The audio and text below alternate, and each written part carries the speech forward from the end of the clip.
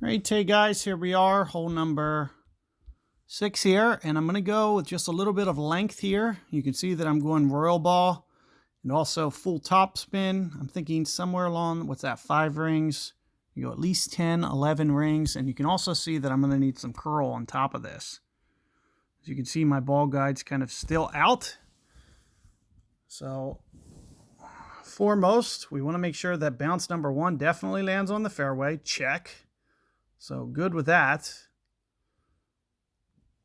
The biggest thing is your first bounce, because maybe if you clip or rough or something, you'll still be okay. But if you screw up that first bounce, that's the biggest thing. Don't clip this rough no matter what. I think, if you roll into the rough, if you roll into the rough up here, you're probably not going to be able to get to the green just by the looks of the distances. And that's one of the reasons you can see I'm bringing royal ball on top of royal ball. I also moved to a cataclysm bag as well, because I really want to make sure that I have the full range that I can, and also that I can keep my top spin as low as possible. So for example, if I extend that range to 180, it's going to let me hopefully get there with less top spin, which means more control over the shot.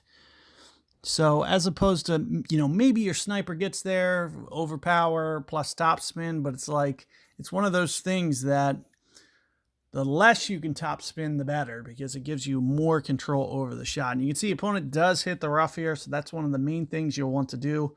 Is hopefully you're on point with those, with your technique there.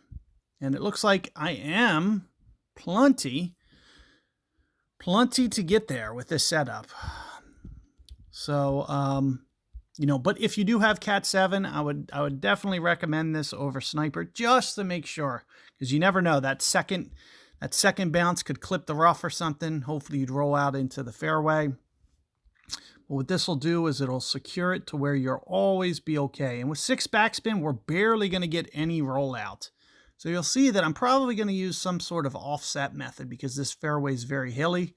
So you're going to see that I'm just kind of short and to the right. And then we're just going to kind of play rings, 1.4-ish, thinking somewhere in the neighborhood of just a tad over 7.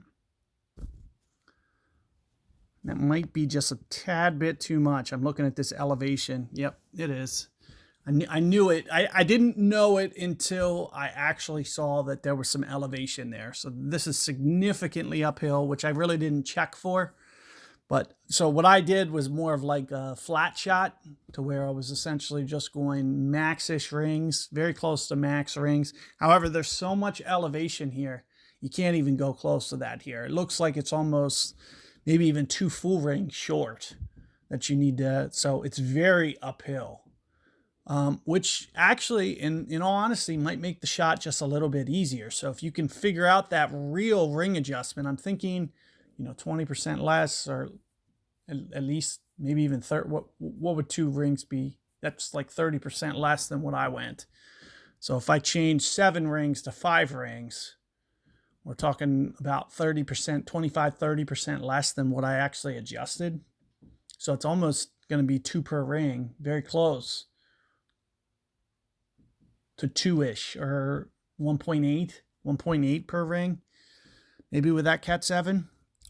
But, hopefully, using that offset method, because, you do have that hilly upslope that you're landing on. So instead of doing an overplay technique there, it's going to be much better for you to try to master the offset and go for a precise number of rings. So you'll want to hone in on a ring adjustment.